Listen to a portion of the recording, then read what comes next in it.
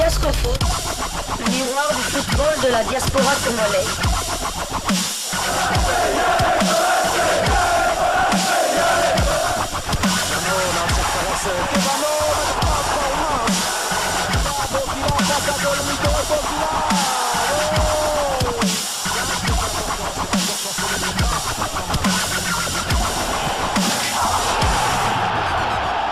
Diascofoot, le miroir du football de la diaspora congolaise.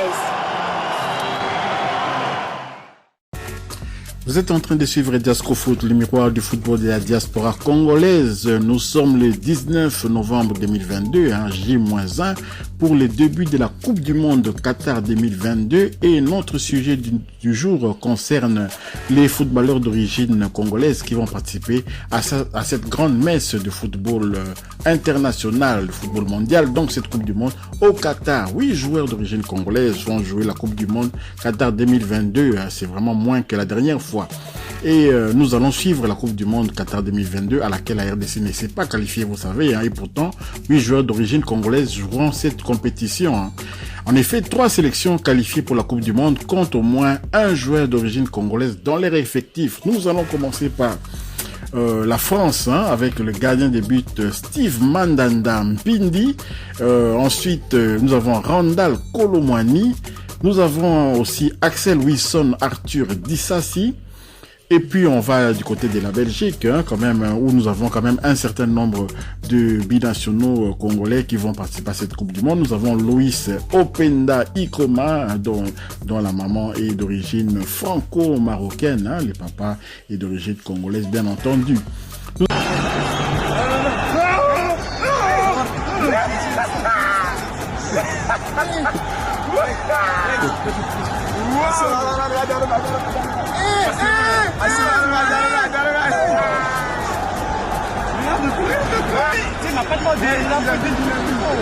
Nous avons Romelu Lukaku Menama. Évidemment, on ne présente plus Big Rom, c'est le fils de Roger Lukaku, mais Romelu signifie tout simplement Roger Menama Lukaku. R-O-M-E-L-U, Romelu, Roger Menama Lukaku. Et son poste-nom, c'est Menama, justement comme son papa, Roger Lukaku Menama. Et ensuite, nous avons Yuri Marion Tillemans, dont la maman est congolaise et le papa est flamand. Yuri Tillemans est né dans la périphérie bruxelloise, dans la ville de Saint-Pietersleu. Saint-Pietersleu, on peut traduire ça par Lyon-Saint-Pierre. Donc voilà. Nous avons aussi Michi Batshuayi Atunga, c'est le fils de Viviane Leia Iseka et de Pino Batshuayi. Donc voilà, Michi Batshuayi, ses parents sont connus, on entend souvent leur nom dans les dédicaces, dans les chansons congolaises. Et puis, nous allons maintenant du côté de la Suisse, où il y a un représentant quand même d'origine congolaise. Il y a le trinational Denis Lemi Zakaria Lakolado. Donc voilà, la maman est originaire de la RDC. Le papa est du Soudan du Sud, donc voilà, le papa est du Soudan du Sud, et donc c'est un trinational parce qu'également il joue avec la sélection de la Suisse. Il a grandi, il est né du côté de la Suisse, mais il a quand même des origines quand même congolaises de par sa maman. Donc voilà un peu les 8 joueurs qui vont représenter la RDC dans cette Coupe du Monde. Dans les vidéos, ils parlent les Lingala et tout. Et on sait souvent que les Congolais, il y a certains Congolais qui ont un peu triché en arrivant en France. Ils avaient demandé l'asile avec la nationalité angolaise. Donc de ce côté-là, nous nous fions seulement à ce qui est officiel. Officiellement, il est angolais. Ce n'est pas grave, c'est quand même un Africain, un pays voisin. Il est d'Afrique centrale, ça au moins c'est sûr. Donc voilà un peu ce qu'on pouvait vous dire concernant les 8 joueurs qui sont qualifiés. Mais nous avons aussi un autre qui aurait pu être le 9e. Il s'agit de Jason Denayer, qui va quitter le groupe des Diables Rouges. Il était le 27e homme, notamment pour le match amical que la Belgique vient de jouer et perdre contre l'Égypte, c'était le vendredi dernier. Jason Denayer s'est blessé encore à l'entraînement. L'aventure aura été de courte durée, arrivé le jeudi au Koweït. Jason Denayer va quitter les Diables Rouges.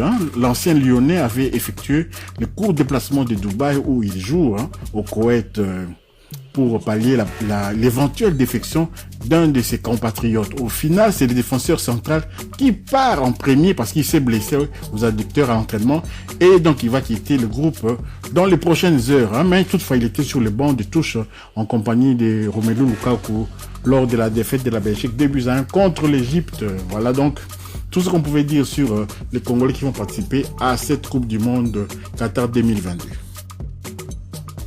Quittons à présent nos binationaux de la Coupe du Monde Qatar 2022 que nous allons suivre avec passion pour nous porter nos regards vers l'Hexagone, vers la France, vers Marseille pour prendre des nouvelles de notre demi-dieu Chancel Mbemba. Chancel Mbemba a été élu joueur du mois de novembre, donc félicitations à lui, le patron du secteur défensif olympien dévance Jordan Verretou et Alexis Sanchez.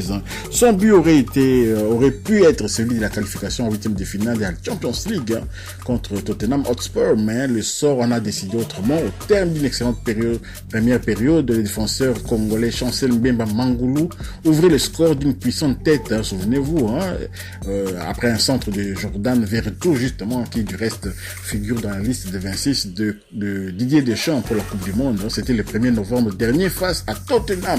Les Vélodromes basculaient alors dans une dimension extraordinaire. Les supporters marseillais étaient en transe, mais la joie fut de très courte durée. Après seulement 9 minutes, au retour des vestiaires, les Olympiens concédaient l'égalisation des Spurs avant de craquer à la dernière seconde 1-2 et de se retrouver éjectés de la scène européenne. Donc voilà, Chancel Mbemba ne restera donc pas comme les héros de cette 6e journée du groupe D de la Champions League 2022-2023.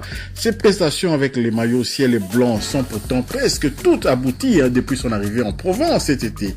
Il s'est imposé incontestablement comme le patron de la défense de l'OM, solide dans les duels, impressionnant physiquement. L'ancien défenseur du FC Porto amène également souvent le surnom dans son couloir droit en phase offensive. Un vrai leader de taille patron donc pour l'Olympique de Marseille, mais bien donc après les départs de Saliba quand même, on peut dire que c'est quand même lui qui est devenu le patron. Saliba que nous saluons, Saliba qui va jouer la Coupe du Monde, Saliba originaire aussi du Liban et du Cameroun, il faut le préciser aussi. Il y a des joueurs avec lesquels l'entraîneur n'a pas de mots de tête pour déterminer sa composition de l'équipe, et avec Chancel Mbemba, Igor Tudor est bien servi. Les techniciens de l'OM, la ligne systématiquement s'il est disponible. En championnat, le natif de Kinshasa a tout simplement le temps de jeu le plus élevé de l'effectif avec plus de 1305 minutes jouées lors de 15 matchs de Ligue 1. En C1, il n'a manqué qu'un rendez-vous le 13 septembre face à Francfort. Souvenez-vous, la défaite 0-1 de l'OM suite justement au carton rouge qu'il avait reçu contre Tottenham après cette faute sur le Coréen Son. Et donc voilà tout ce qu'on pouvait dire concernant Chancel Mbemba. 2 buts quand même en C1, c'est quand même les défenseurs les plus prolifiques de cette compétition. Chancel Mbemba a marqué lors de ses 2 matchs en Ligue des Champions joués cette saison au Vélodrome face au Sporting de Lisbonne. Victoire 4-1. Les défenseurs congolais avaient inscrit le 4e but de l'OM en fin de rencontre. Il a récidivé contre Tottenham lors de la dernière journée de cette phase de poule. Et en championnat, l'ancien joueur du Porto a trouvé le chemin de filet face à Nantes, également au Vélodrome lors de la 3e journée de Ligue 1. En ce mois de novembre, le taulier de la défense olympienne a encore tenu son rang, solide et efficace avec 58% de votes. Il est donc l'Olympien du mois et devance Jordan Verretou avec qui a 24%. L'OM aura bien besoin de Chancel Mbemba au même niveau en 2023 et bien entendu aussi la RDC parce que nous avons la double confrontation contre la Mauritanie justement au mois de mars 2023. L'objectif, c'est le podium et l'ambition de remporter la Coupe de France, tel qu'elle a souligné Pablo Longoria, le président de cette formation, lors de son bilan de la première partie de la saison. Voilà donc tout ce qu'on pouvait dire sur Chancel Mbemba, qui a été quand même élu meilleur joueur, comme vous pouvez le voir dans ces images, à 58%, suivi de Jordan Verretou, Alexis Sanchez et Samuel Gigot. C'est dommage un peu, on aurait aimé quand même voir Amin Harit. Je crois qu'il mérite d'être quand même dans ces classements, plus que même Jordan Verretou. Nous sommes un peu surpris, peut-être qu'ils ont fait ces votes par sentiment, voyant peut-être les dernières performances de Verretou quand même avant la liste ou après la liste de Didier Deschamps. Mais voilà, félicitons-nous pour Chancel Mbemba les demi-dieux, qui est quand même élu joueur du mois de novembre du côté de l'Olympique de Marseille. Terminons ce numéro de Diasco Foot du 19 novembre 2022 par l'Afrique. Et quelle Afrique? Nous allons du côté de la Tanzanie. Quand souvent nous parlons de la Tanzanie, il s'agit des fistons Mayele Kalala, les 8 heures attitrés de la formation des Young Africans de Tanzanie, donc de Dar es Salaam. Nous allons parler de fiston Mayele une fois de plus. Hier, on avait parlé de lui après son triplé qu'il avait réalisé en championnat contre la formation de Singandi, qui est 4e au classement. Là, nous allons parler maintenant du mercato de janvier qui se profile à l'horizon et Mamelodi Sundowns, le club des Brésiliens, comme on les appelle, les surnommés Brésiliens, donc du côté de l'Afrique du Sud. Mamelodi Sundowns, le club de l'ancien président de la CAF, Motsepe, et aussi du coach Motimane, qui leur a donné quand même plusieurs trophées, même au niveau continental. Cette formation de Mamelodi Sundowns veut notre fiston Kalala international. Et donc, ils s'apprêtent déjà à faire une offre pour s'attacher à ses services. Il a la cote, presque partout en Afrique, avec des statistiques rares. Sont parmi les clubs du continent.